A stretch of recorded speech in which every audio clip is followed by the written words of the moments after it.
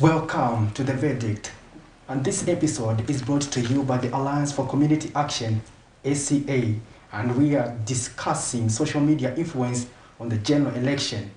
As you are aware, in less than 2 weeks, Zambians will be casting their vote in a highly anticipated election. Youths have the numbers, and in this election, they'll play a pivotal role in deciding the winner. In the studios today, I have some young people who have been using social media to encourage other youths to come out in numbers on August 12. They have been using the hashtag YouthVote2021, which has been trending, and they have been discussing issues they think should influence the youth vote. We are giving them a platform to explain their passion for this activity. And welcome to the program, gentlemen. Thank you so much. And the lady, of course. Thank you. And as your usual host, I'm Patrick Soko, and we are going to discuss a youthful agenda, and that's pertaining to the general election, so that we get to understand what others are doing in as far as utilizing social media platforms is concerned. To just get started with our discussion, I want to understand which social media platforms are you utilizing in order to actually create that awareness, especially among young people, in terms of the campaign you're undertaking? All right. So I can take that one. Yes. So when it comes to social media, I think for us, social media involves everything. Whatever we can get our hands on, we try to utilize it as possible.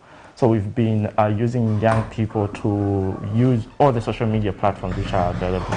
We're a bit heavy on Twitter than other social media platforms, but what we want to do is to make sure that our presence is on all of the major social media platforms which are available in Zambia.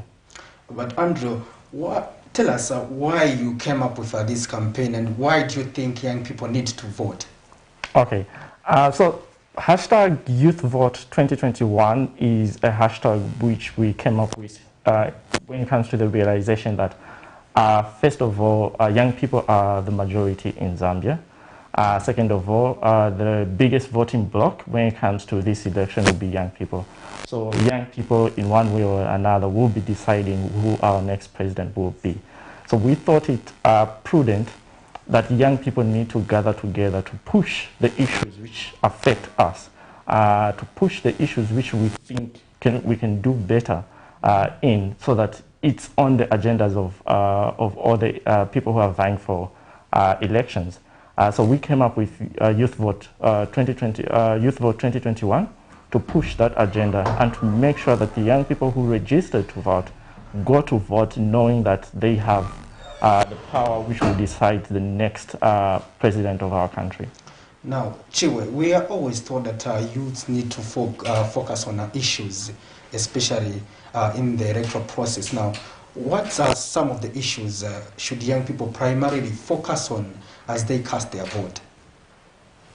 First of all, I must mention that as youths go to vote, they shouldn't just vote blindly to just follow a political party or a person.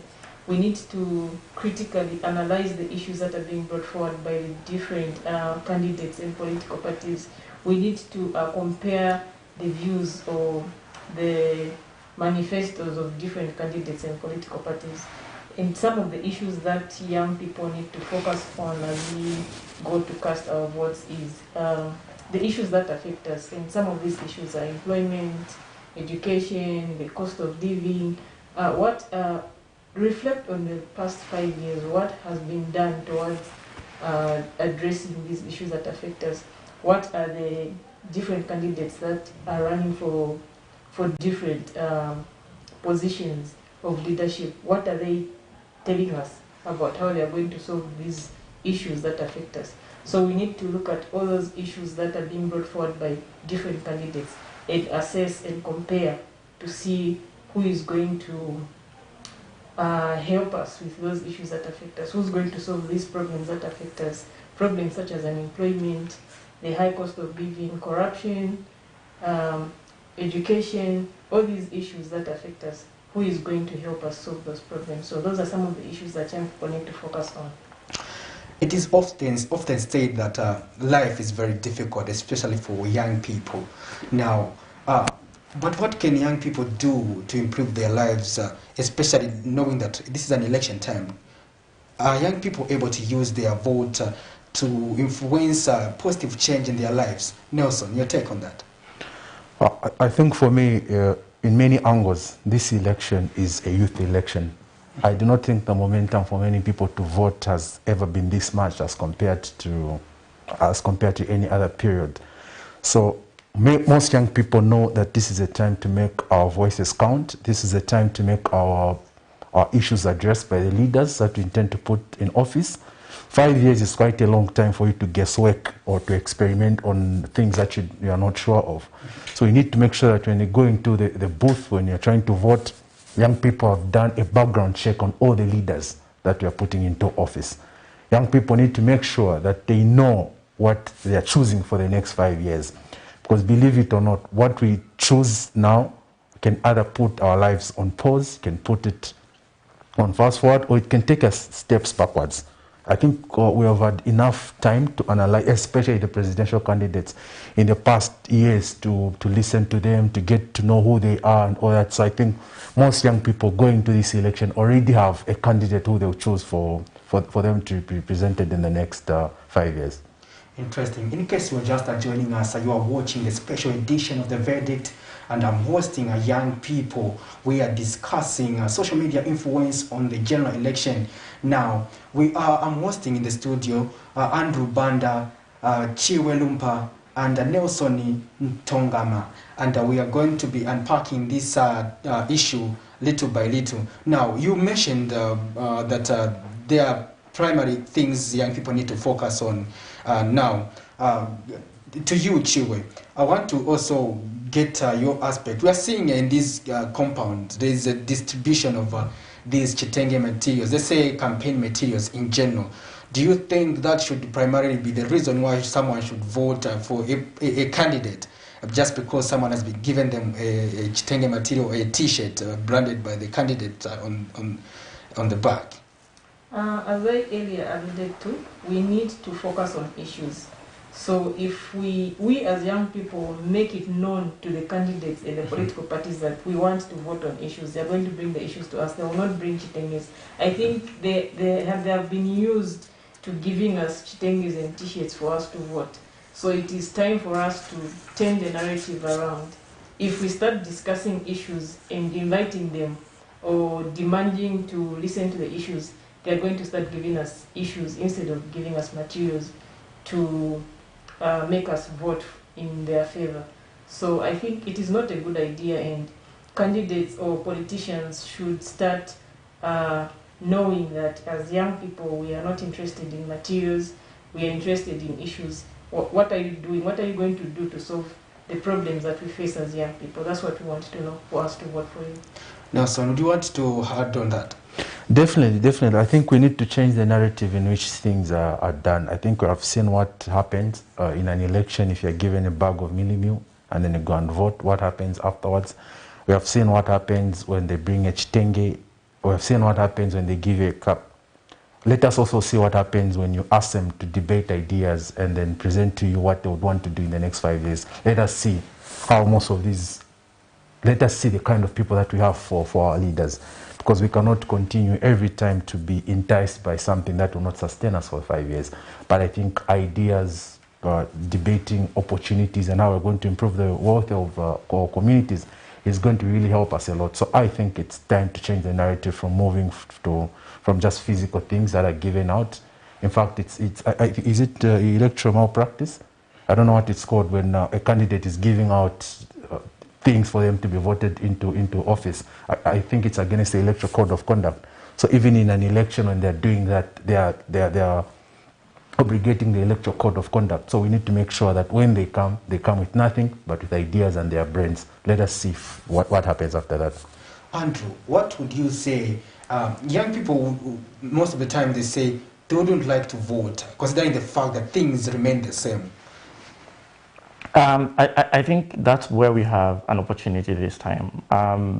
Things haven't changed much, because I think, like my fellow youth have stated, is that for far too long we've been blinded by chitenges and things which politicians bring. For far too long, they bring these distractions to us. So things can only change when young people change the narrative. When young people say, we want the issues which affect us to be the focus of this election. Yes. We want this and this and this to be the focus of this election. We don't have water in our compound. We have to go round and round and round to find water. We want water to be the focus of this election. We don't want to bring up issues, violence, tribalism and all that. Those are just distractions. So the young people, for the young people, I think we have to stay focused, because the vote is really the beginning of change. And even after we cast our ballot on 12 August, whoever comes out victorious, that's just also the beginning of the work. Because when we initiate change, we have to work with the change which we have effected into. We don't have to go back as young people and say, okay, we did it. We have to go back into the game and say, these are the things which you owe us. These are the things which you promised us. And these are the things which we expect from you. So that's how young people can make sure that the change which they will enact on 12 August is effective. That gives me an opportunity to even find out from you, colleagues. We have seen political parties in the wake of the COVID-19, they have been addressing virtual rallies. Do you see politicians sticking to issues and drive the agenda in terms of what they want to do for the young people, so that young people can make a wise choice come August 12 general elections, based on the virtual rallies that you have witnessed so far? I think they can do far, far much better. The reason why I say that is sometimes the issues are always secondary. Sometimes not even secondary, they're thrown to the way, way to the back. You find, even though there are all these issues, what are the things which have taken center stage? The things which have taken center stage are the sporadic violence which are happening across the country. The things which have taken a center stage is a tribalism which is going around across the country. We are not talking too much about how young people are not employed. We're not talking too much about how there's a high dropout rate and we need to plug that hole. We're not talking about how we need more schools, we need more universities. So I think the leaders can do far, far much better to make sure that the issues stay center stage. And what I've seen so far is not very encouraging. Interesting. Chibwe, would you want to add on that? What I have noticed on my side is that I feel like the rallies are more about entertaining young people rather than having conversations or addressing issues that affect them. We've seen musicians, entertainers at these rallies, and I just think, are they trying to entertain us, or are we here to listen to the issues or to hear the manifestos? So I think they could do better. Thank you. Now, Nelson, in this campaign, we've also seen the money distribution. I know you talked about the regalia part, but money is also making the rounds. But what would be your take on that? Is that what you young people desire? No, I don't even know who told politicians that we desire money. There is this proverb that we all know, that you need to teach a man how to catch fish, don't give him fish. What the politicians are simply doing, they're giving us fish. Tomorrow we'll need more fish again. So if they don't teach us how to catch fish, we'll continue coming up to them. So in that way, they are developing, they are making us develop a dependence syndrome, where we cannot do things on our own, not until we go to them. And they're systematically doing it. They're systematically doing it so that we more like become economic slaves to them. Whenever we need something, we go to our politicians. I'm against the idea of politicians giving out money to a lot of young people, because if you go and talk to somebody who is hungry, the first thing for a leader that they'll ask from you is money. And then if you give the money, what you have done is that you have made the problem continue, so that next time when they see you, they'll ask for money. But if you create job opportunities for them, what you're actually doing is that you're not only doing it for themselves, you're doing it for the community entirely. And then to our politicians, the habit of always giving materials, it's a sign of weakness for me, I think. It's a sign of not having intellectual strength to convince the voters. Because you and me and Andrew, we are young men. It's very rare that you go to a woman and then you just dash money and say, I'll give you this, I'll give you this. Probably you just need to save your future. So, okay, I'm at this level, I'll do this, I'll do this. Most women that also have got a future for themselves, they will accept that. Only a few of them that have issues that will say, okay, I accept the money. But in the long run, when there's disrespect, there are all these funny things that are happening to find that they'll not be able to continue a relationship. And it's the same even for citizens with our government. As long as our government continues to spoon feed us and not giving us opportunities, then we are going to be having a problem that will be keep on going in generations. I've also seen that the hashtag Youth Vote 2021 discusses corruption, accountability a lot. Why is this, and why do you think youth should worry about corruption instead of issues like university, college places, as well as employment? Because when we are talking about corruption and accountability, I think those are the center of our problem. You can look at it this way. For us to have these universities, for us to have these job opportunities, we have to have an accountable leadership. A leadership which will say, you gave us this power, and we said we'll do this, and we're coming back to you, this is what we've done.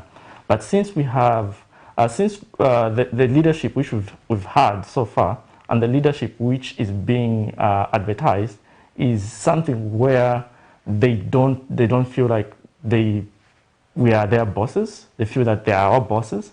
They will not be accountable to us. If they don't do something, they'll feel like it's okay. So if they are accountable to the citizenry, if you have accountability, if someone is accountable to someone, it means they'll always go back and forth between them to communicate things, to make sure that the plans which were set in place are moving on. You can plan for a university to say, we're going to build a university.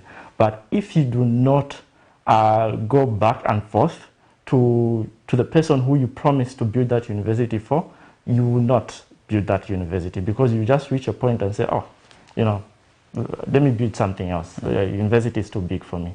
But is that accountability? It's not accountability. So that's a lack of accountability is stealing from the young people, because if the leadership is accountable based on what they've said, they'll be coming back. They'll have this communication between the people who gave them the power and the people who are holding the power. And when it comes to corruption as well as can be seen from the FIC reports, from the Auditor General's report, you can see that there's a big hole which is stealing from us. In the recent FIC report, we've seen how billions of dollars were stolen, which could have built schools. We've already said that we don't have enough schools in Zambia. We've seen how misapplication of funds, as reported by the Auditor General's report. That's something which there's a lack of accountability. People don't feel that young people are the bosses and the owners, and they don't feel that they are accountable to us. So it leads to people doing whatever they want whenever they want.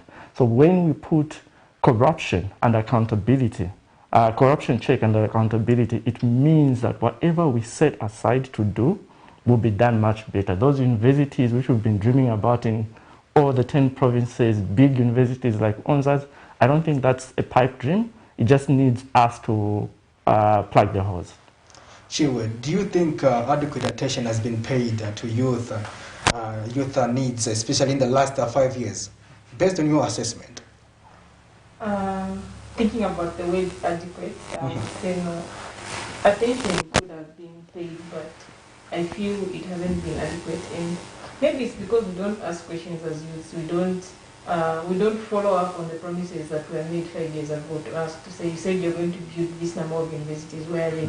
You said you're going to provide this number of jobs, where are they? You said you're going to give us empowerment, where is it? So there is more that could have been done to see that the youths in the country are comfortable and are excelling.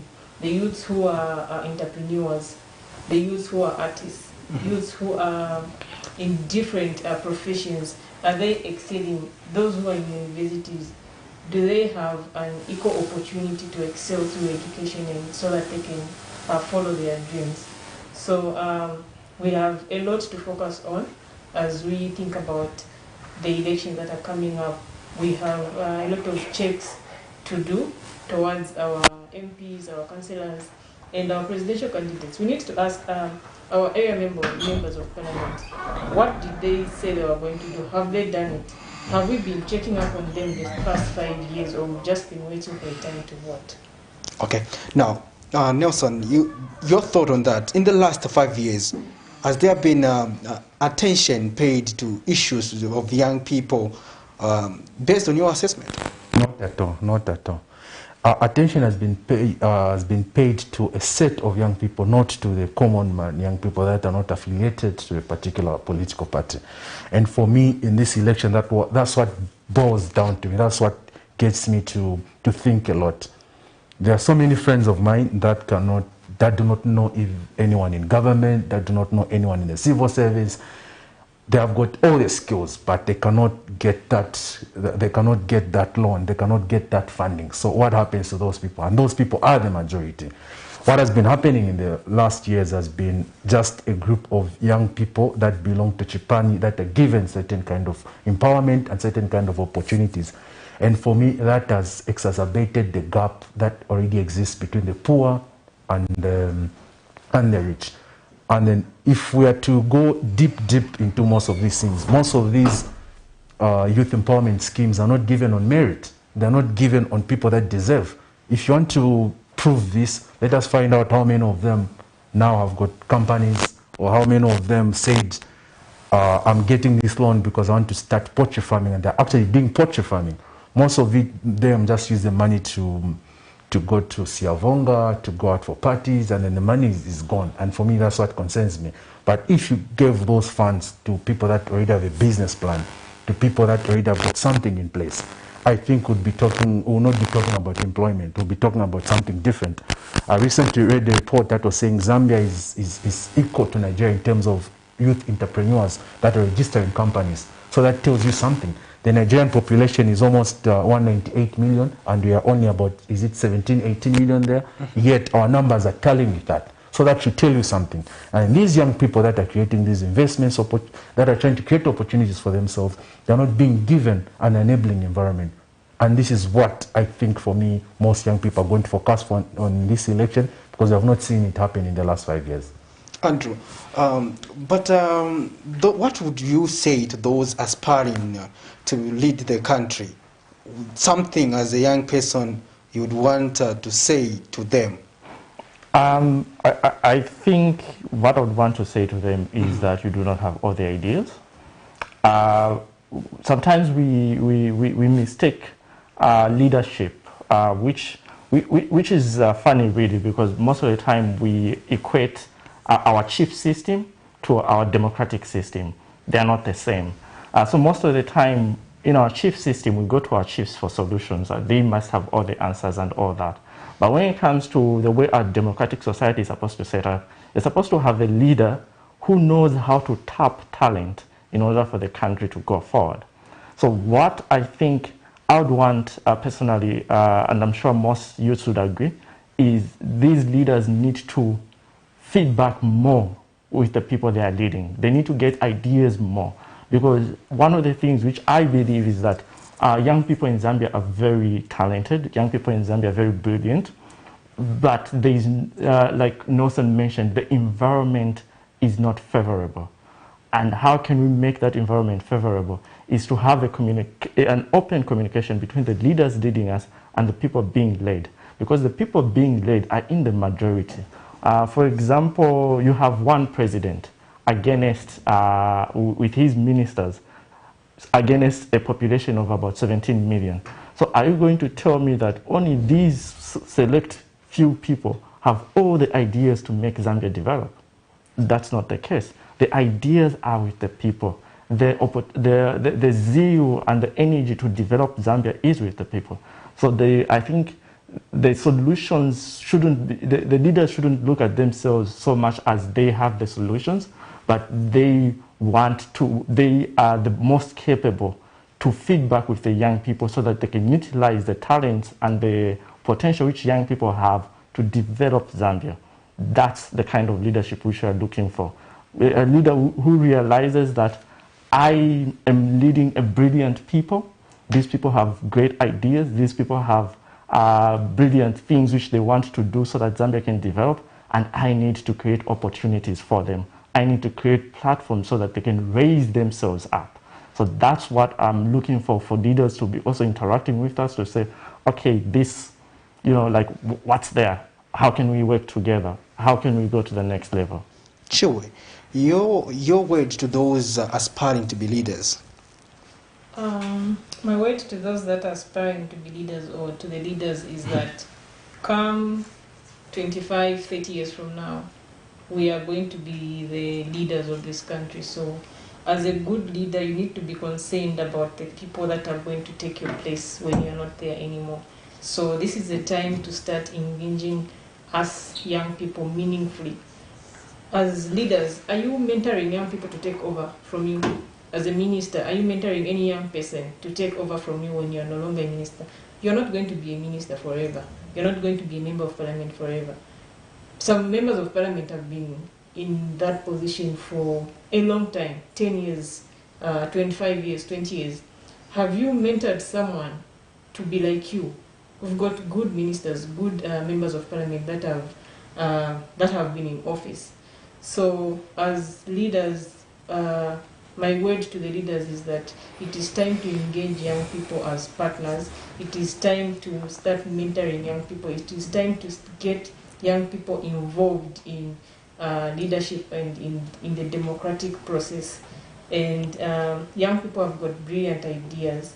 So let's not just look around ourselves as leaders or as the older generation. Let's start looking at young people and see what they can bring to the table. Nelson, do you also have a message?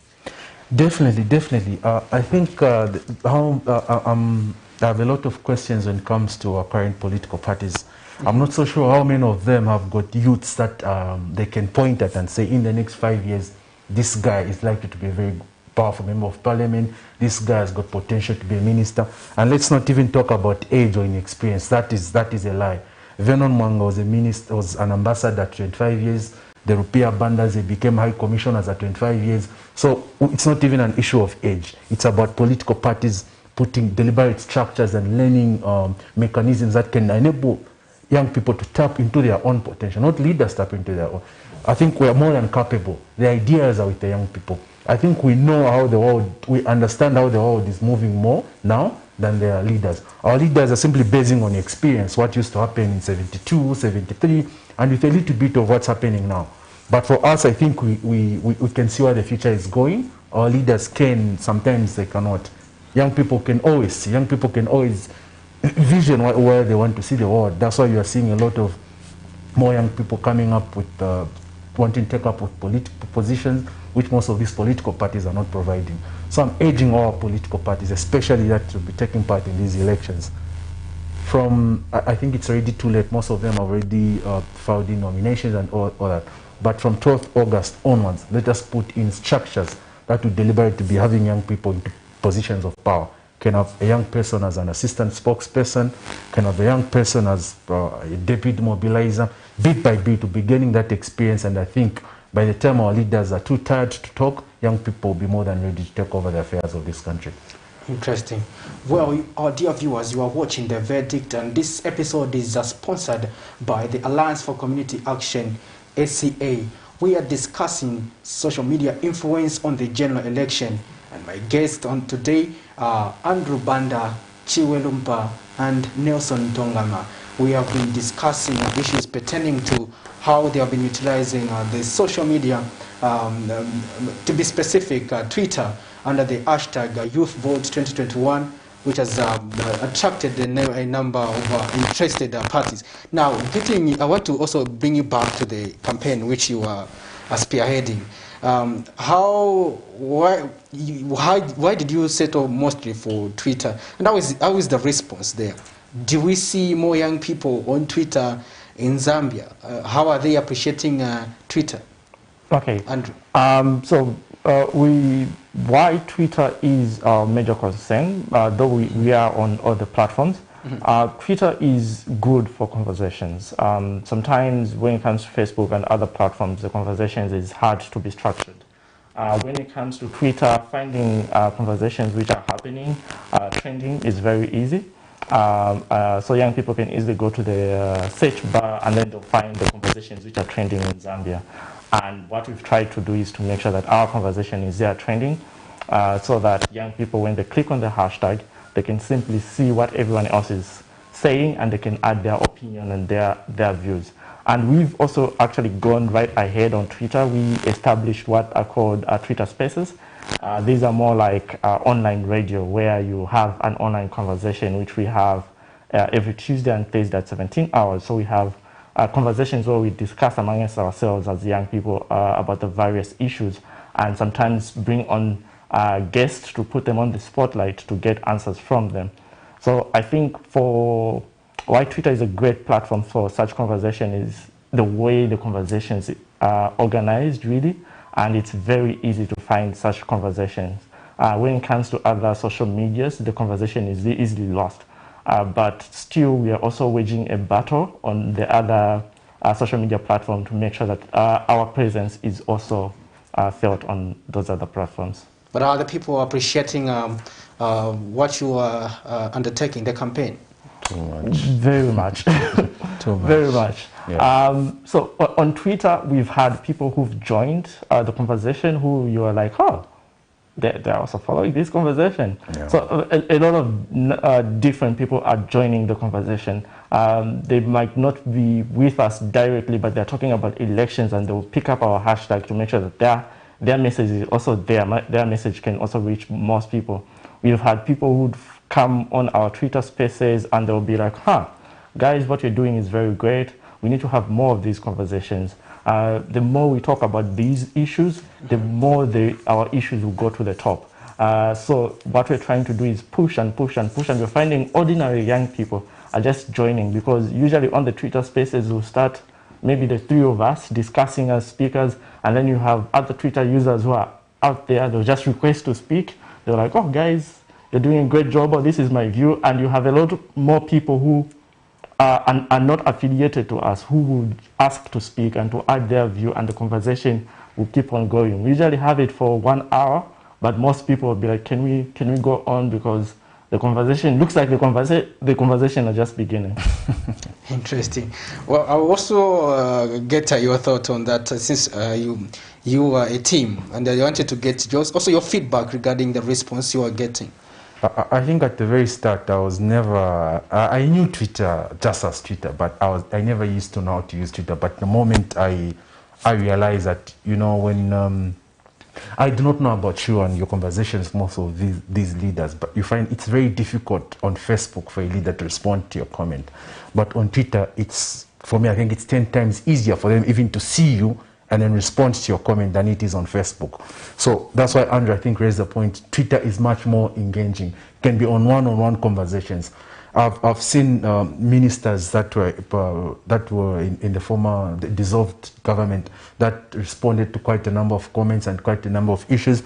I do not see them do that on Facebook. So I think Twitter is much more engaging. And even whenever you want to find us, if you just go to the hashtag YouthVote 2021, you will see a lot of posts that we've made as far back as last year. So all those will kind of give you a balance and give you information on what we're all about, what we want to promote as young people, because we need to make sure that young people turn up in numbers. This is our show, this is our stage. It's time for us to show up.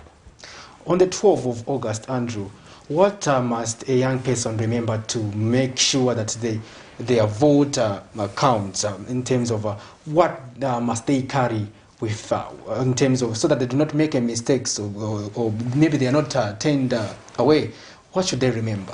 Okay, so to start with, maybe even now, I would actually tell the young people to go online, search for Churches Monitoring Group, Churches Elections Monitoring Group, is it?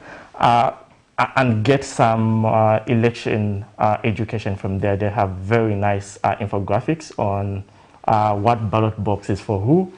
They have very nice information where they take you through the process of voting, what you need to carry, what you need to do, and all that. So I would say to the young people watching to say research and make sure you know ahead of time so that when that time comes, you reduce the anxiety which you must have, especially for first-time voters. But when going to the election on 12 August, make sure you carry your voter's card, make sure you carry your green NRSC to go with you to the voting booth. And when you're voting, make sure it's an X, not a chonga. Don't write any stuff on your ballot box. Otherwise, it might be a spoiled ballot box. And for the ladies, artificial nails. Yeah, and for the ladies, make sure that you don't go with your artificial nails. So before that time, make sure you remove your artificial nails when going. But above and beyond, I think if you don't know or don't understand, don't be afraid to ask the polling agents any questions, because they're supposed to help you to make sure that your vote counts. So do your research beforehand. When it's time, carry your NRC, carry your voter's card. Don't go with artificial nails. And if you have any questions, ask the polling agent. And don't forget to do an X, not a chonga. Yeah. Interesting. Now, when we saw a bush protest, when young people protested against various hardships they encounter, we saw the government respond by empowering some few artists. But were you not satisfied as young people that government was responding? Nelson, I'll tell you Nelson first. For me, again, I think that was one of the biggest opportunities that the government had to bring all the youths on board, and they missed it by a wide margin. There was a very big gap. The gap was as wide as the North Pole and the South Pole. Why do you say so? Because the youths, the youths that went for the bush protest were protesting against unemployment, police brutality, the removal of bursaries. The government did not address any of this. What they did was, in fact, even the artists, the musicians themselves that went for the bush protest, none of them was given that empowerment fund. And then you are asking yourselves questions, then what is the government trying to prove? It's like you have got children that live in the same house. Some are born from the first wife and some are born from the second wife. And the father only prefers those from the second wife. He leaves out the other children that were born from the first wife. And yet they have got one father. This is what happens. There's that general feeling where the government prioritizes certain youths at the expense of others. And then we are wondering, do you have to be part of the Chipani? Do you have to be wearing this regalia? Do you also have to have belt muscles and, have this kind of language that these guys have on the streets for us to fit into the criteria of those that are given that? But for me, I think the bush protest was a wake-up call to the government. And what did the government do? They decided to sleep more. They decided to buy more Piriton and sleep more, because I think it angered, personally, it angered me with the 30 million kwacha that they said they're going to give to artists. They forget the entrepreneurs. They forget those that were left out on bursaries. They forget many other youths that are in different that needed that money genuinely, and yet they decided to give those that are affiliated to the Chipani. So I think that would be my view on that. CHIBWE, weren't you satisfied with that gesture? I felt like there was no consultation. I felt like there was no diversity. I think there are a lot of youths who are in different fields and careers and entrepreneurship, businesses, and it was a chance to reach out to everyone. It was a chance to consult the youths as to what are the challenges. I think it was a rushed decision which left more questions and question marks than before. Andrew, your take on that? First of all, Nelson's point, like when it comes to build up muscles, I'm automatically no chance of getting of one of the people receiving that 30 billion. Anything is possible. No, we've given up on that. When it comes to that, I think the analogy I can use is that I think what the government did was is equivalent to today we've been told that the Kariba Dam has a lot of cracks and it's going to burst, and then someone is like, okay, let's buy bandages and then we go and stick on the Kariba Dam. I think that's the analogy which I can use. I think, as Nelson said, it was a great opportunity for them to actually show up. But what they did is they haphazardly organized the youth conference, which they brought individuals from around the country. And to this date, because I know some of the young people who attended, nothing happened. They just brought the young people there to attend, address them, send them back, give the artists 30 million. I think that's using old tactics in the new generation. The new generation wants opportunities. The new generation understands that all of us cannot receive that 30 million, cannot give the 30 million to all the young people. But if you create opportunities using that 30 million, you will make sure that more young people build wealth for themselves, employ more other young people, and you're lifting the bottom like that. Because if they had targeted the bottom, for example, like CHIBWE Nelson said, if, for example, they had given that 30 million to young people who need bursaries, who are brilliant and need bursaries across the country, that would have enabled those young people to gain knowledge, to get education, and that would have equalized and made their opportunities much better. So I think that was like a massive opportunity for them to show up, and they didn't really utilize it well. Nelson, why should people advocate for community empowerment as opposed to personal empowerment? Community empowerment, you're nurturing a forest at the expense of one tree. You're making sure that all the other trees within the forest can be able to come up with a much more beautiful forest. I'm not so good at Bemba, but there is that Bemba proverb that says "Umono mutausale enda," yeah, something like that. So what basically that translates to is that you cannot use one finger to pick. Yeah. So I think what the government needs to do is to have more people, more resources that focus on the communities than they do focus on individuals. They need to come up with policies that focus on community development than they do for individuals. That goes for awarding of bursaries, that goes for awarding of contracts, that goes for awarding of government contracts, that goes for the awarding of empowerment schemes. Shouldn't just be awarded to individuals, should be awarded to the community, so that together as a whole we can be able to tackle unemployment, poverty, and also marginalization. Andrew, why do we need a community approach as opposed to personal certification, especially amongst citizens? Okay. In terms of empowerment.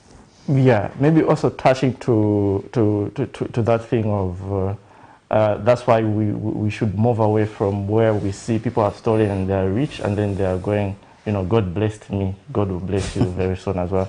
I think when it comes to community empowerment, that means when you empower a community, you empower everyone. When you empower one individual, the whole community suffers at the expense of that one individual. But if you empower the community, it means you're rising everyone at the same time.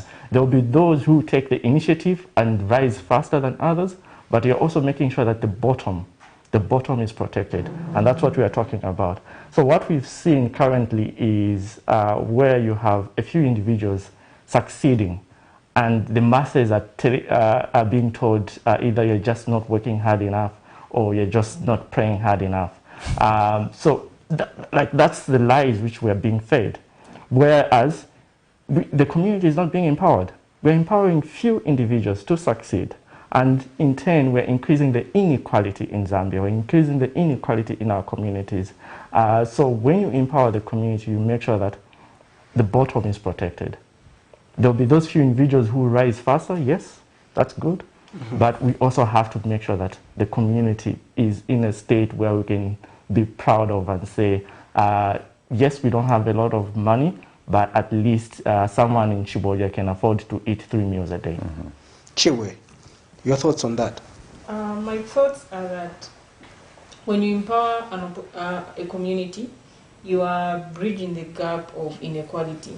I was just thinking now that if we have funds, we have some millions of kwatas, instead of picking out 2 individuals from the community and taking them to an international school, why not build a school within the community so that all the children in the community can benefit?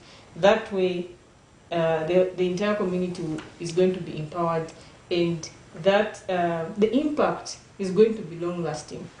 But if you empower one person, it is going to take time to come to the next person at the expense of other people that would have gone without an education during that period that you're waiting for that person to finish the education so that you can come to the next one. So empowering the community is more sustainable, and it is also long-lasting. The sustainability is going to last, go down to the next generation, possibly. Andrew, but why do you think politicians take advantage of the hardships young people go through, and by giving them handouts? But how can young people respond to that? I'll borrow something Nelson said yesterday, is how you adding my own thing is first, I think, when someone wants to give you money instead of address the root of your issue, it's insulting, and young people should feel insulted first of all. And then secondly, they should, get those regalias and those monies, but their issue should be the focus of their vote.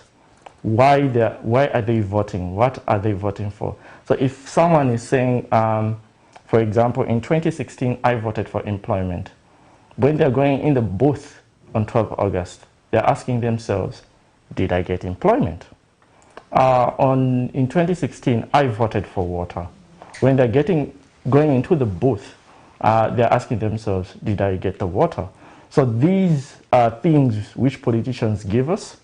I think they're just distractions, and we've been distracted enough.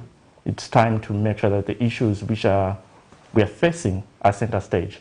So I think as we are going into the booth, these things, we should always remember that they're just distractions meant to distract you. Just like violence is a distraction from the major issues, tribalism is a distraction from the major issues we are facing them. And it always comes when it's time for elections. So young people must not be fooled this time around, and might just say, okay, thank you for the 100 kwacha, but can we talk about my water? Mm-hmm. Yeah. You take note. I do agree. It's very difficult in this economy when a politician brings you 100,000 and you say no. Take it and sit them on the table saying, what next now? I've gotten the money, I've gotten the regalia, what next? What happens? And I think as young people, we don't need to be ashamed. We need to be much more direct about these issues. Politicians, especially African politicians, they capitalize on ignorance, they capitalize on poverty. And as long as we still have got these two in high quantities, they're always going to look for those weaknesses in people. And this is what they are doing. They know in one way or the other, Zambians might develop a weakness on tribalism. So they keep on hitting where the tooth might hurt the most. And we as young people, we need to rise above that. We need to rise above board and tell politicians, okay, you have spoken about tribalism. He's from the Eastern Province, I can't vote for him. What next? Okay. Most of these politicians have got no answers after that, because the only thing that they want is for me to hate on Andrew because he's not a fellow tribesman as me. What if he treats me better than the brother that comes from the same tribesman, from the same tribe as me? And these are questions that as we are moving forward, as we are going towards the elections as young people, we don't need to lose focus. Get the money, eat the food, get the beer, but remember, when you reach into the booth, remember what you voted for. Has it been fulfilled? Are the others promising better or they are not? Do you think you should continue? And once you get a yes, yes, or a no, no to those questions, pick a side and make sure that whenever you pick a side, you do it with all your heart. So that whatever consequences that you'll be having in the next 5 years, you know it is because of this choice that I made. CHIBWE. I'm going to echo on the points that my colleagues have just mentioned, that politicians tend to ride on the ignorance and the hardships that young people are going through to try and buy votes. So, and the problem could be that as young people, we do not understand the relationship between us and our leaders. We think they are our bosses, yet we are the bosses. We put them in power, so they have to answer to us. If a member of parliament comes to our area, we follow them and say, boss, shan, We don't ask questions. Where have you been? Some members of parliament have not been to their constituencies for the past 5 years. We don't ask where they have been. We don't ask what they've been doing. And we don't ask what they're going to do for us in the next 5 years if we should vote for them. So they could be taking advantage of our hardships because we are not aware of who we are as voters. We don't recognize the power that we have to. We don't recognize that we put them in power. We employ them, so they need to be. We need to ask for accountability. We need to hold them accountable for all the things that they do, for all the developmental projects that they promise us. We need to ask questions and follow up throughout the 5 years, not just wait for them during campaigns. They go away, they come back after 5 years, then we also entertain them. Interesting. I thank you for all your responses, ladies and gentlemen. But are you aware that young people are equally categorized? I see in various compounds there are young people like yourselves who are able to articulate and understand these governance issues. And there are young people who have dropped out of school, and most of the time they spend their time drinking, consuming alcohol, and smoking. And they are easy target for being to be used as tools of political violence, as well as to be convinced, to be given a regalia or a chitenge to go and vote for a particular candidate. But are we seeing enough awareness to such a category of young people so that they can be able to make informed decisions come August 12 general elections? And how can we target them better? First of all, I also want to say that young people dropping out of school and engaging themselves in alcohol abuse is very, very heartbreaking. And to a greater degree, it shows how the system has failed them.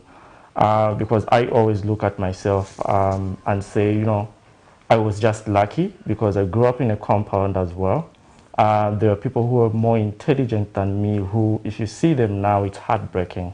And I'm always like, the system failed this person. We lost a very brilliant young person because the system just couldn't capture that. And Zambia is suffering because of that.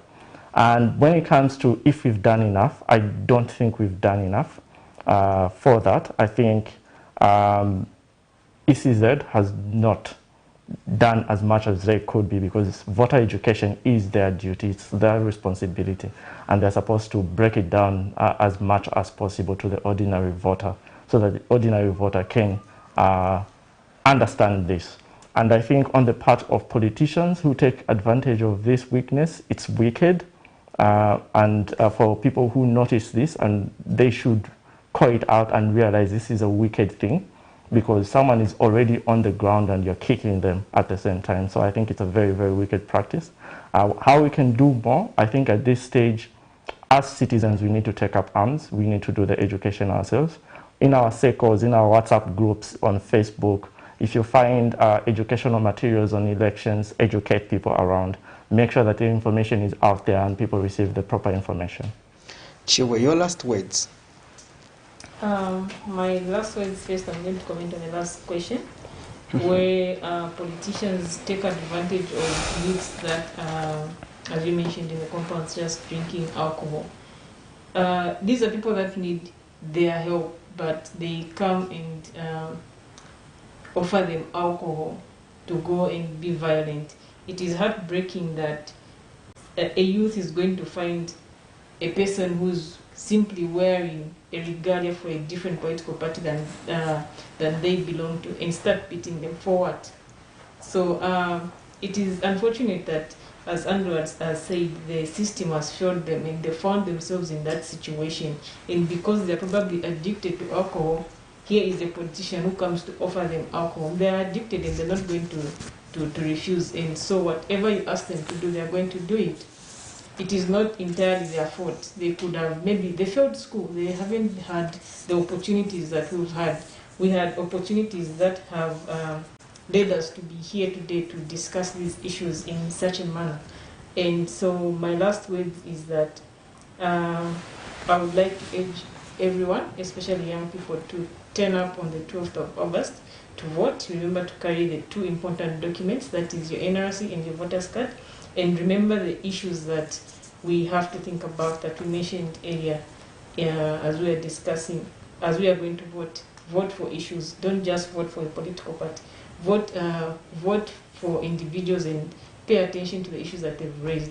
Are they solving the problems that we are facing as young people? And if we turn out in numbers as young people to vote, we are going to vote for people that are going to represent our issues as young people. Nelson. May I conclude by saying I think it's high time government started seeing youths as allies in the governance of this country rather than those that share, rather than enemies.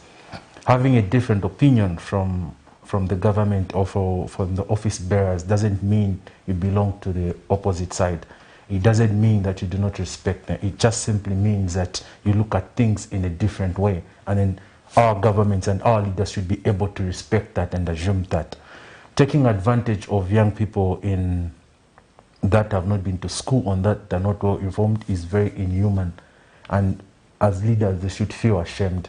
They should much more focus on helping those people build up their capacities other than taking advantage of them. It's very rare to even see a lot of, maybe only now previously, where you can see a lot of educated people being bootlickers. But in the past, I could see people put their neck on the line and argue that they are not bootlickers. But you cannot say the same thing in what is happening at the moment.